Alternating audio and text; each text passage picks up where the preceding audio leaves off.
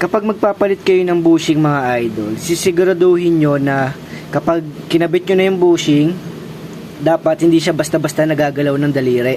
So dapat ganito mga idol, kasi kapag nagagalaw yan ng daliri, nagagalaw, konting ano nyo na lang daliri nyo, ibig sabihin maluwag yung bushing nyo mga idol. Kapag maluwag yung bushing at na-assemble nyo na at pinaandar nyo, nagtataka kayo kung bakit ayaw umandar, umuugong lang. Tapos sobrang tigas ng ng shafting kapag iniikot nyo. Pero kapag hindi naman dinadaluyan ng kuryente, free wheel naman siya.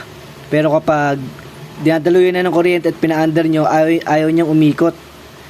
Sobrang tigas niya. Ibig sabihin kapag ganun mga idol, maluwag yung pagkakabit yun ng bushing.